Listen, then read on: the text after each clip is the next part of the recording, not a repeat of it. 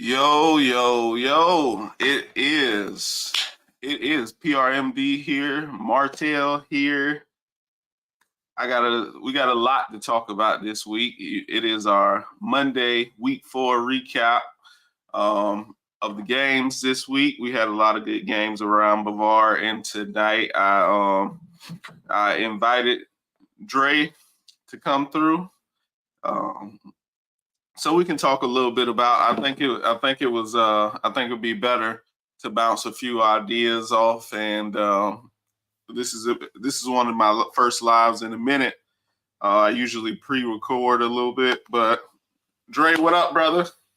What's going on, my brother? Ain't nothing. As people come on, please share, like, and share, and all of that. Let me get that. Get everybody to hit the like and share button. Also, if you will comment and let us know that you're watching, we greatly appreciate that. So that'll be that. Yeah, man. So this week, it was a week. It was a week. And Definitely. like I said in spaces, like I say all the time, Bavard we're going to get the opportunity to see Bavard. Everybody's going to play everybody just about, except Rockledge and maybe Titusville, I think, and Rockledge and Merritt Island. Something along those lines. Those are the only games that I don't think happen. And that's just because of opportunity. However, mostly everybody else is going to play each other or something of that sort. So either way, we had a good slate of games last week because I feel like personally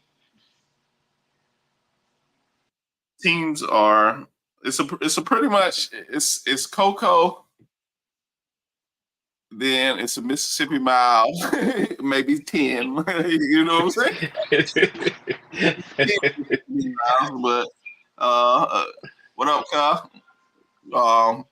It may be 10 Mississippi miles, maybe 15, but either way, after that, it's E Galley. And then I don't know if there's a gap between E Galley and the rest of everybody else. Like I think they're good, but I don't know if there is a definite or a wide gap between. I think they kind of like running. They running a little bit ahead, but you know what I'm saying. I think it's not a huge gap like the from Coco to everybody Yeah, else. because It, Coco to E Galley is a bit realer than people go. You know what I'm saying? Like it, it's a gap. When you feel me, like, bro, right. Coco gave IMG what they, you know what I'm saying, what they could handle. Like I feel like that's the best performance they was gonna get from Central Florida. You know what I'm saying? Like they swung, they tried their best. You know, it is Boy, what it is. can't nobody turn a ball over 4 times against a team like that and just No, no, not at all. Not hardly. can't get your defense off the field. You know what I'm saying? Because they running it down your throat. So you're right. So there is a gap. However, this gap that I believe exists is not at the top, it's at the bottom. And what I mean by that is, contrary to popular belief or disbelief, I should say, Palm Bay and Satellite are currently the bottom feeders. You know what I'm saying? Like, and it sucks, but that's just the way it's going. You know what I'm saying? Like, I really needed Satellite to get a dub like a few weeks ago. What up, brother? I needed Satellite to get a dub a few weeks ago versus Rockledge. Right. That didn't happen. Oh my bad. But yeah, so I don't know. I don't know when Satellite's first win is gonna come, but I'm starting to believe that people are a little difficult on on Astronaut and Space Coast, but I'm starting to believe that they're making their way, separating that, creating a gap between them and and Satellite in Palm Bay. You know what I'm saying? So Space Coast and Yeah, Astronaut. But I think I don't know Satellite if from what I go ahead. my I was gonna I say don't my from what I hear, Satellite is just in a, and I like Helton, but it seems like they got a lot going on, bro. Because if I'm not mistaken, Coach Roberts just left the program. If I'm not mistaken, looking at his post. So if you, I don't know.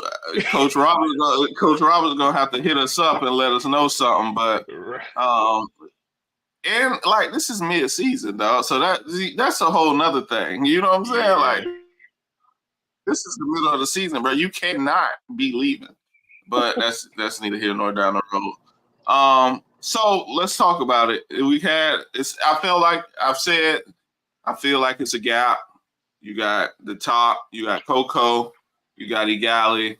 I don't know if there's much of a gap between 3 to 6 because I feel like on any given night, there was, and in my personal top 5, excuse me, I have teams with bad records. So Heritage is definitely in my top 5. You know what I'm saying? Personal top 5.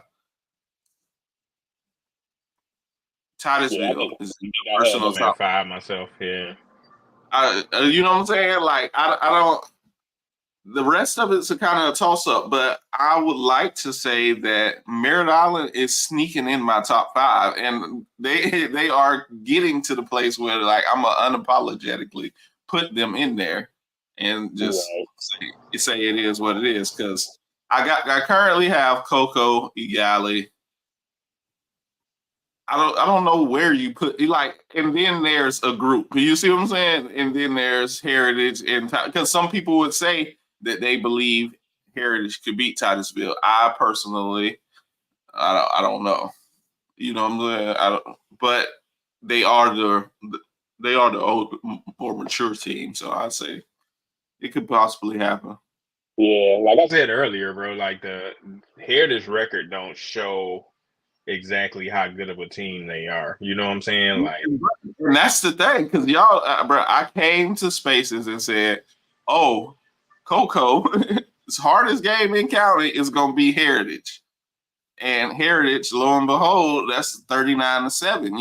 39-13, or something like that. You know what I'm saying? And it's kind of like, hey, they gotta prove me wrong, but I mean, I still feel like if things were clicking for them, they could have been a better team. And yeah, I think like Titusville, they're gonna be a better team because they played y'all.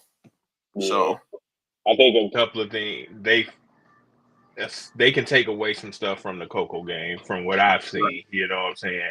And we right. mentioned it in Spaces earlier. And one thing that I noticed that they revealed for the first time, from what I see, is putting TJ Monroe in that backfield.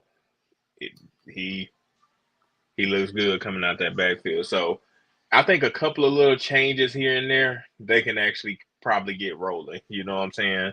So that's why I gotta keep Heritage in that top 5 because they They right deserve it.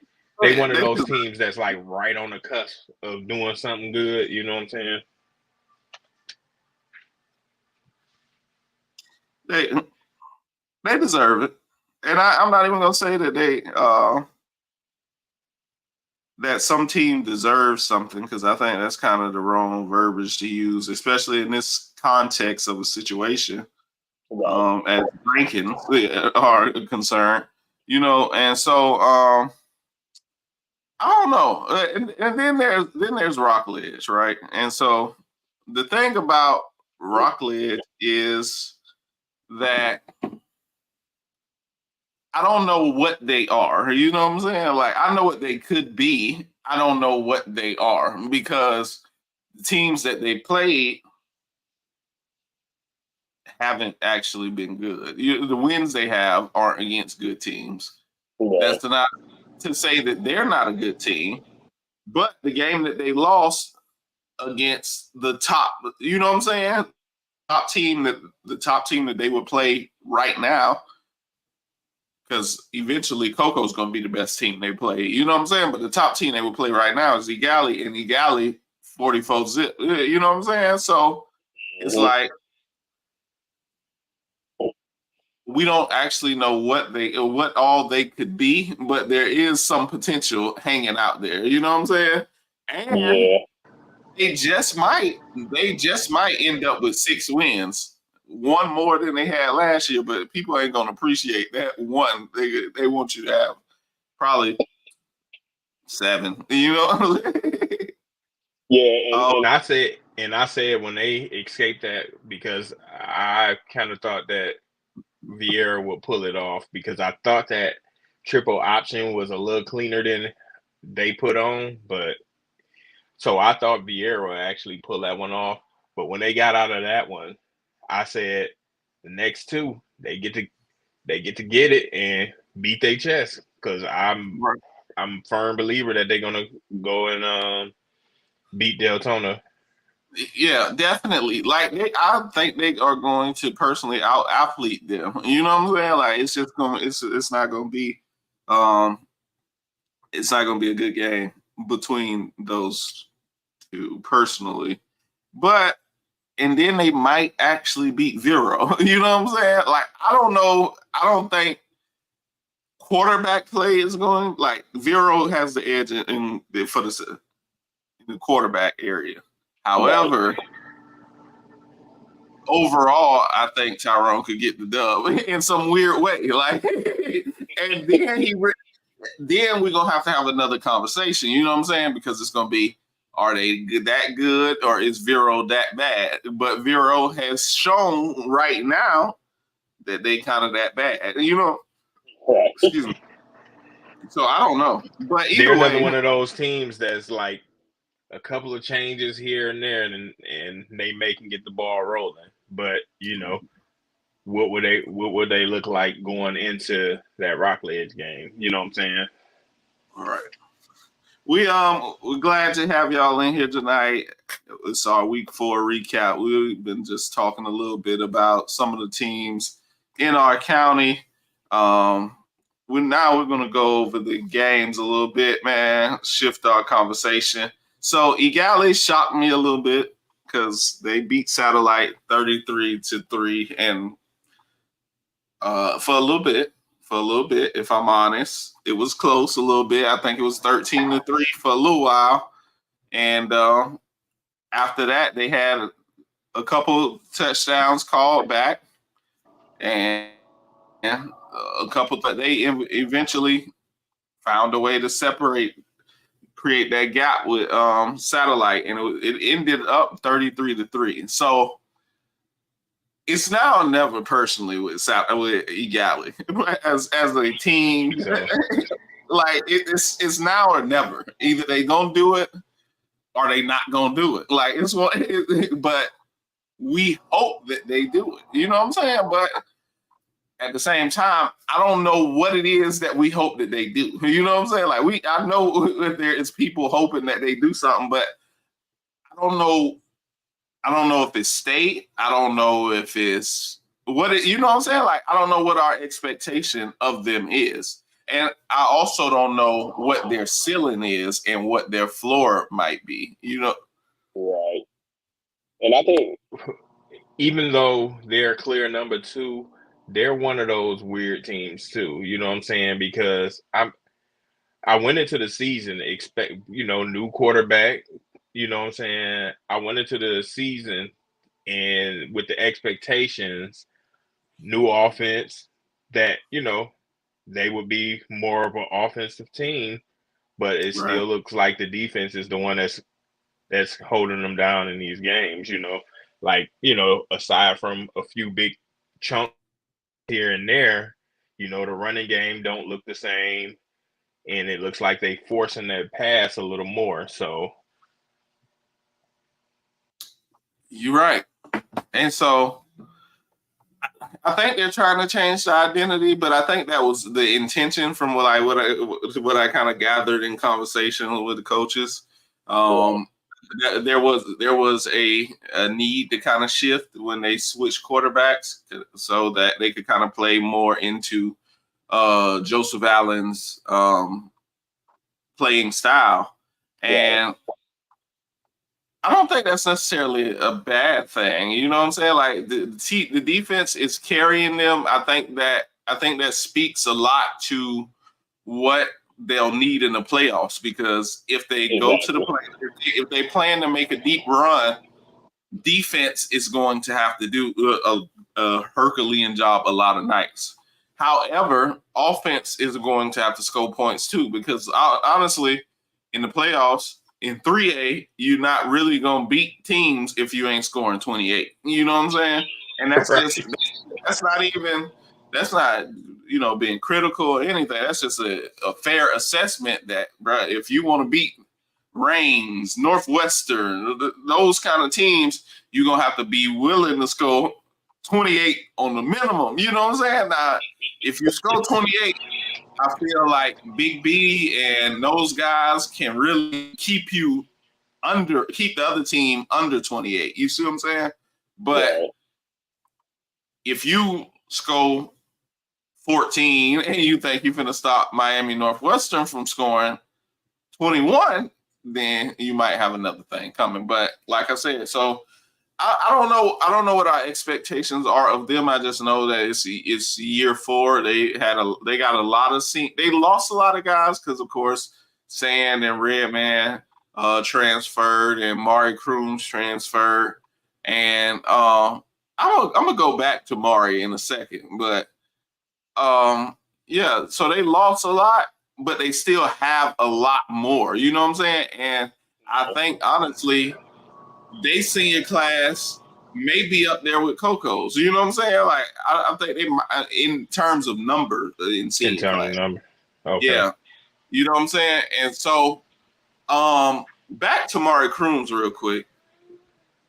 Why has Rockledge not tried him at quarterback? Yeah, with the struggles that they're having, I just knew at least they would try a series or maybe a quarter or something. I think we should set up some packages, you know what I'm saying? Like just little things until, you know what I'm saying, the big things happen.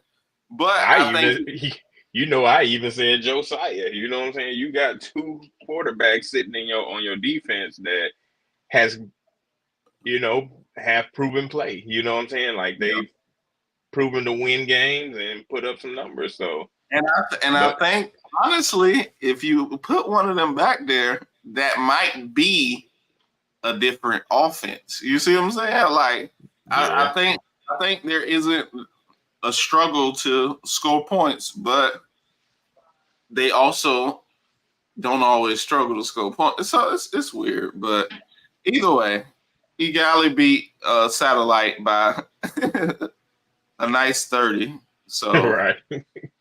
That was you told them they needed 50 though, but they only gave you the 30. They gave me 30, and considering all things considered, I'll take that. Astronaut and Space Coast. So Astronaut is in class 2A with Coco. However, they are playing a schedule that sort of resembles more of a Space Coast independent schedule.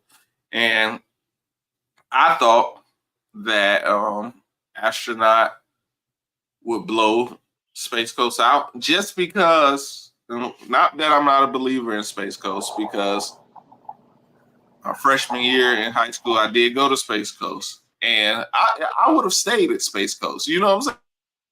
Like if everything could have worked in my favor, I would have stayed at Space Coast because I was there at an interesting time when it wasn't as the talent was a little bit more than what it has been there historically lately. But back to the story. So I thought Astronaut would just blow them out. They got Delvante and they got a couple other guys over there that are really good. So I thought Astronaut could blow them out. However, Space Coast came out swinging, and Space Coast is currently quarterbacked by a 9th grader. Zion Sandy. I always have to make sure I say it right. Zion Sandy is their quarterback, and they have just a young team. Like Very young.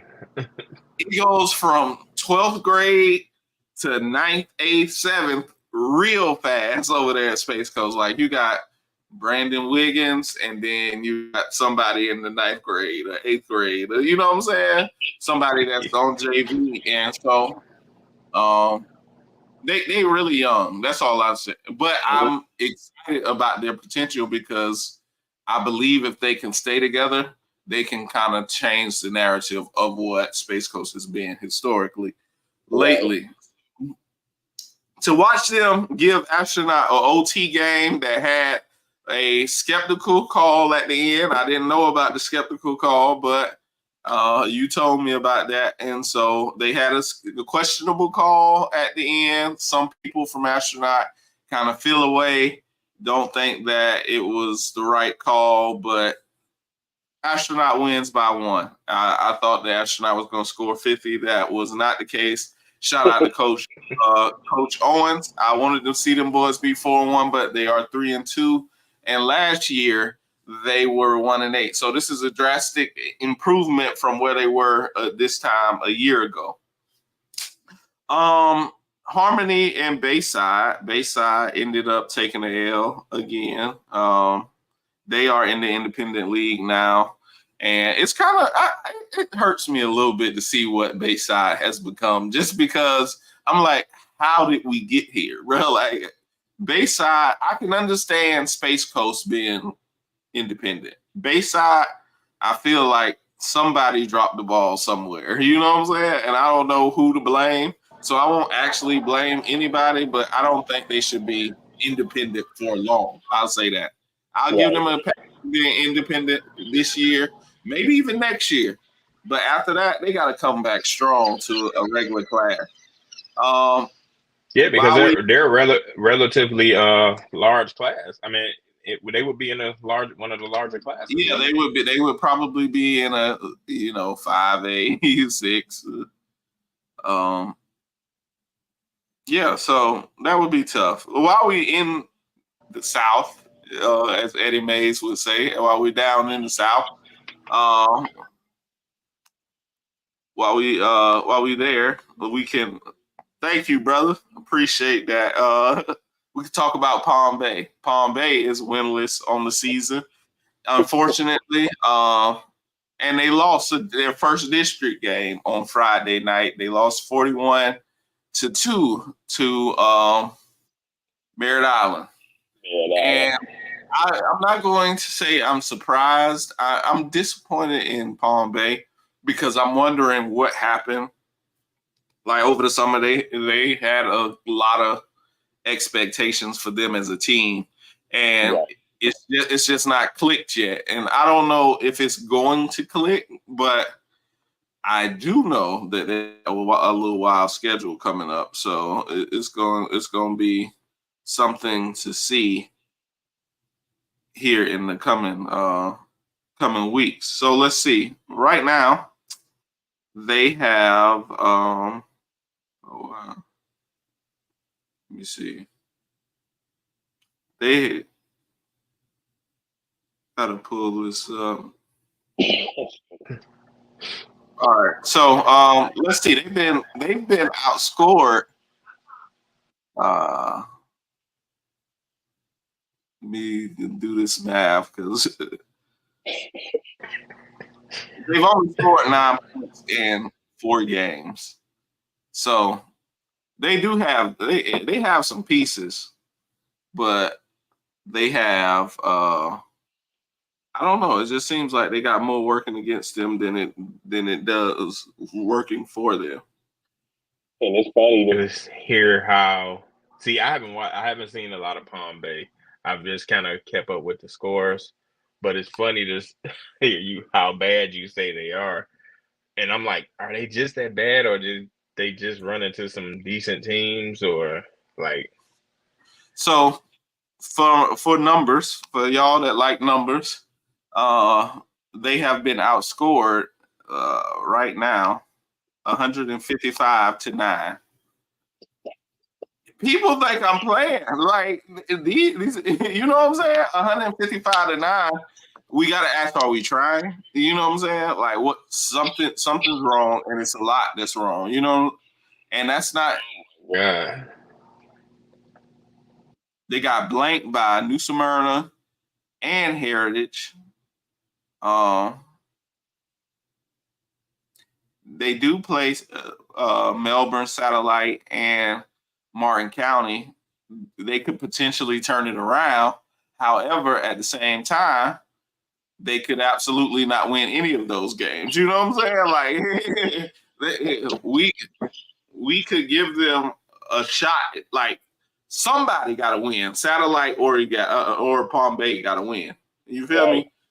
That somebody coming out of that game with something that they probably don't deserve, but it's happening. So, man, I hope they turn it around just because like guys like Larry Johnson, like he's a real good football player, and I would like to see them. About that kid for the last couple of years, you know what I'm saying? In that secondary. Right. So, we had Rockledge at Seabreeze. Of course, we talked a little bit in detail about Rockledge earlier. I still would like to see Mari Crooms at quarterback over there just because I think that, like, you see what I'm saying? Like, I don't think the story will ever fully be told because they scored 35 last versus Seabreeze. But then it's like, oh, the numbers say that they're having offensive woes, but the points don't always show the, you know what I'm saying? And yet and still, there's a group of people that are unsatisfied with the production over there. But that's another thing. But yeah, so Tyrone was able to get a district win, first district win against Seabreeze. So shout out to Tyrone on his district win. Melbourne has been shocking me all season. They I'm surprised. And you know why I'm surprised is because I said this the last time, but I'm gonna say it again. Billy Palmer has made me believe that They were the worst. Thing. the worst establishment ever, and that they don't have no potential to do anything. And so I'm like, I don't know. I don't know. You know what I'm saying? And so yeah. I always go against them for whatever reason, but I'm gonna start giving them the credit that they deserve. They beat Southport 28-0. We got to talk about MCC, but before we talk about MCC, I'm gonna tell y'all that Neefy Moffitt, I got to put a name in it. Neefy told me out of his own mouth, he said that MCC could beat Coco. Y'all get Neefy in here. Y'all tag Neefy. Please tag Neefy. Tag him, tag him, tag him. Neefy said MCC could beat Coco. All right. So with that, let's keep that in the back of our minds, right? Let's keep that. We're gonna keep that right there. We'll just put it right there. And these people lost the First Academy 42-6. First Academy got about 30 transfers, and they are good football players. They were all something somewhere they were. And if they lost 42-6 to them, what you think? Hey,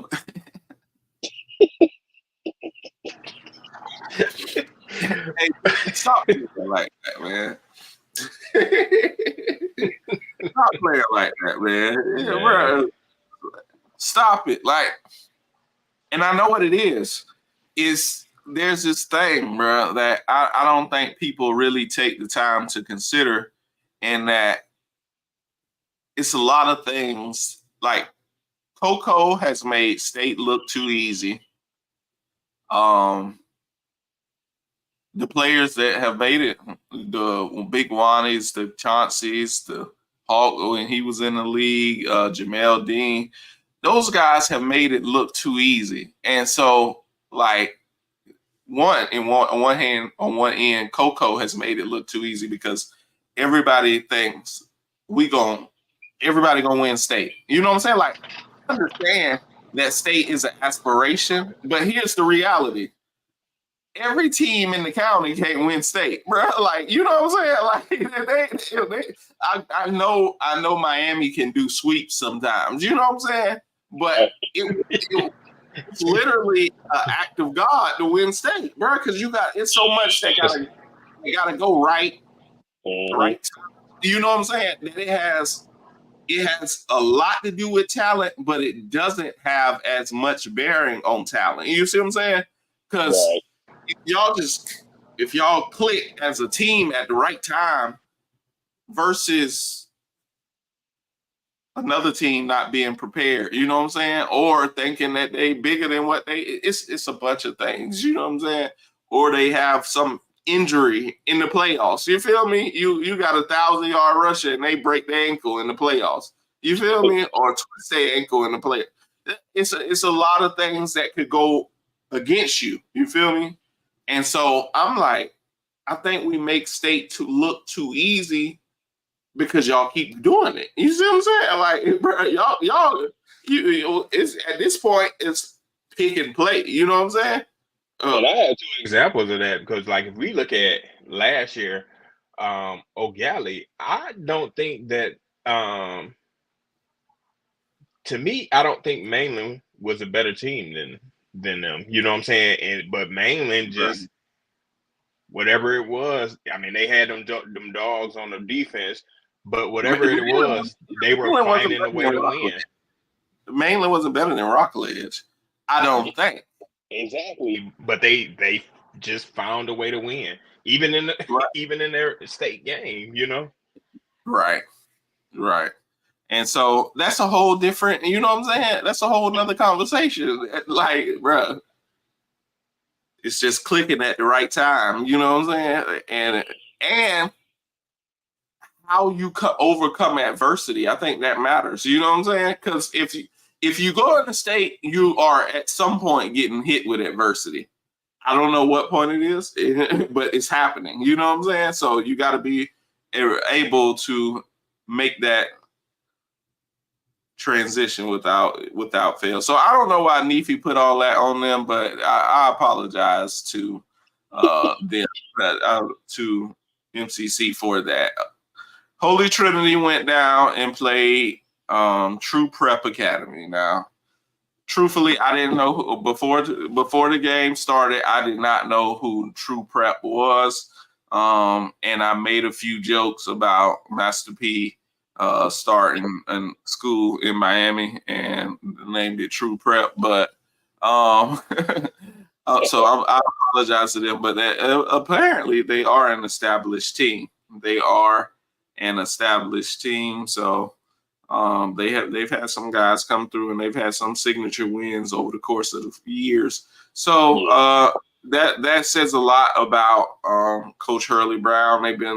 They've kind of hit a wall, had some struggles as the season has gone on, but they find a way to get over the hump.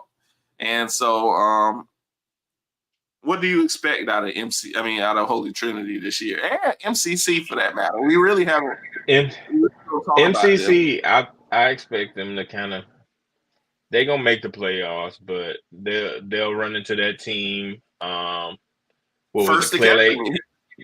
Yeah, First Academy or Clear Lake Catholic, or they'll run into one of those teams that'll just be better than them. For real. Right, and have more players, and it just be a wide gap. You know what I'm saying?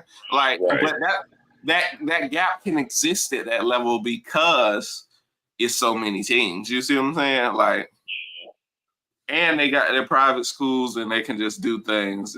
You know what I'm saying? So it is what it is. The last game, I saved it for last because I'm finna have to talk that talk when I bring this up. You know what I'm saying? Them guys, them members, them boys, the Ville, 35, Vieira 14. Now, before I even say anything, I want to say that if the Ville got rolling earlier in the game, it took a long time for our offense to develop, but if it had got rolling earlier, I think it's 50-something to 14, maybe 7. Yeah, I'm surprised y'all struggled early on like that. I don't know what it was. I really don't know what the contributing factor to that was, but I knew that the Ville needed to win this game because the Ville was 0-2 coming into this game, and I felt like 0-3 with a Spruce Creek, Egali, and Seminole coming up in the next 3 weeks. It could be a little hard to keep the players focused and continue to kind of persevere through the season at that rate. So I really wanted to see them win this game because I felt like it could do a lot to their confidence, because I really believe that this week they probably going to give Spruce Creek a game. Like, I know Spruce Creek got a lot of guys, and people are like, oh, we got stars. We don't care nothing about no stars, bro.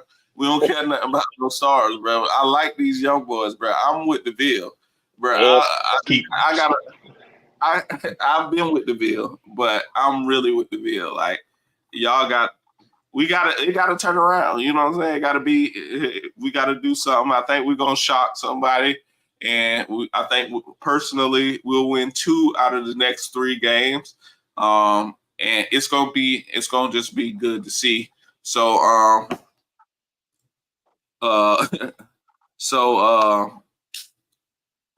that is, yeah, I think we're gonna do it, and I'm excited to see it. And so shout out to Coach Holmes, shout out to Coach AG.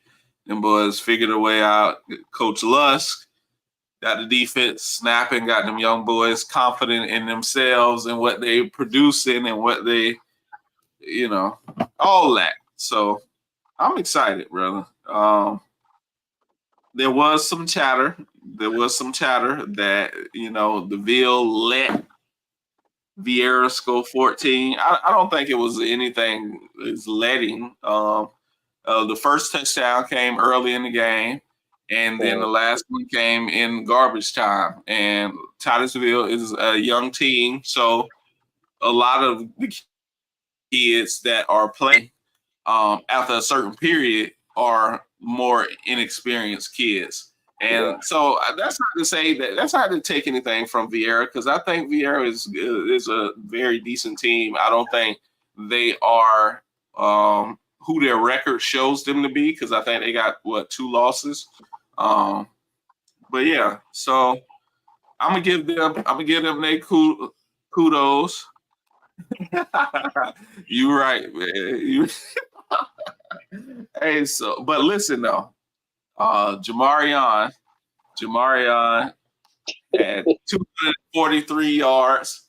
I'm pretty sure this is a career high, 243 yards and 3 touchdowns on Friday night, setting him on pace to be either the leading rusher in the county or close to it.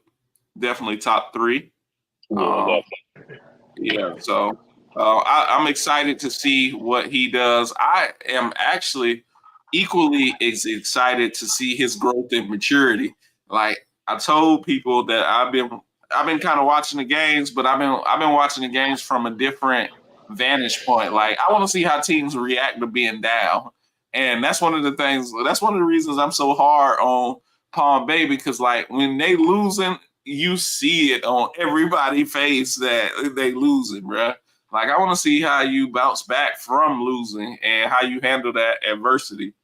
But shout out to Jamarion for putting them boys on his back, going out there. Doing what the senior's supposed to do, bro. Yeah, and handling business, bro. Handling business. Now, this week coming up, we're going to have some predictions later on in the week, but this week is that week. Like, Egali plays University. I think that it doesn't define their season. I'm gonna say that I'm gonna say that now. It doesn't define their season, but it will let us know if that's weed or it's oregano or something, bro. We gonna find out. Like we gonna find out what they are, if they anything or if they not. You know what I'm saying? Because University is undefeated as well. You feel me? One of And the In Central Florida, yeah, according to yeah, polls, I mean rankings and stuff. yeah, and so that'll be interesting to see. And then Coco and Venice are gonna play, and of course Antonio from Kansas. So he came through and said, "Who's stopping Boggs?" Honestly, for Venice, I don't think anybody is going to stop him. I think he'll probably have a career night. Road to Glory, probably something in the area of like 200 and 250, 4 touchdowns, something wild because Venice ain't playing defense like that. Ain't playing And defense worth nothing, bro. they, you know what I'm saying? So it'll be interesting to see. This man says, "Stop that narrative. He live in Florida. You might, bro. Yeah, he been popping up at a lot of games, Telly. Hey, if he been in more than 3 games, bro, he already there, bro. You are home, bro. We know That man that snuck into town, bro. But yeah, man. So DeVille is gonna play Spruce Creek this week. Who does Rockledge play this week? They're off, I think. Yeah, they're off. Yeah, they're this week, and yeah, so it's a few good games out there. I'm excited to see it. I definitely want to see the Coco Venice game. I think that'll be a good one. Venice, it just I don't understand why there's so many polls out here, bro. Because On3 has a poll that has Venice at number 25. However, Max Preps has a poll that has y'all at number 16, but the rankings that On3 has y'all not on there. So either way, this is a national game. It's gonna have national implications to it. In somebody's head, it's gonna have national implications, and it's definitely gonna live rent free in mine. So it's gonna be cool to see. I think it'll be a high scoring game though. But I know that Coco's gonna pull away, and it'll get bad for those boys. Yeah, I think We'll be able to get enough stops because, like I said, bro, they averaging probably 30, 40 points a game, but Right. they giving up about 30, 40 points a game. So right. So and hey, that's one of those teams that got to score that 28 minimum, bro. You know what I'm saying? That goes right back to that. And so, they like Spruce. man, I know you like Spruce Creek because of they got all the fanfare and the stars and all that, but I like them young boys, bro. I like them Ville kids. And if I feel like if they win this one this week, it'll definitely be a statement victory. Because Spruce Creek got a lot of mainland kids, so it'll be interesting to see. I'll say that. So,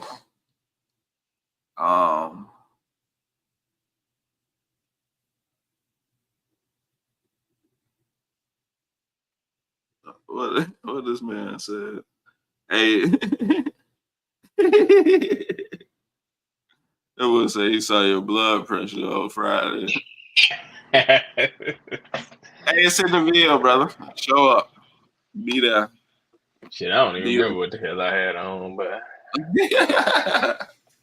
but yeah, man. So this is gonna be a good week. Got a few interviews we're gonna announce later in the week. Well, tomorrow, not later in the week, because they're gonna have to play later in the week. But yeah, so we're gonna have some interviews this week. Dre, thank you for coming on. I'm glad everybody got the chance to hear a little bit of what we give them in spaces sometimes, you know what I'm saying? the mild version. Right. It was definitely a very laid back version. Let's make sure that we shout out our wonderful sponsors, as always, All Around Extreme Handyman Services, owned and operated by Drake Hawkins, and you can reach them at 321-501-0379. Thank all y'all for coming in. For coming and watching. Please follow PRMD on all social media platforms. If you are on YouTube, please hit the subscribe button. Thank you and have a wonderful evening.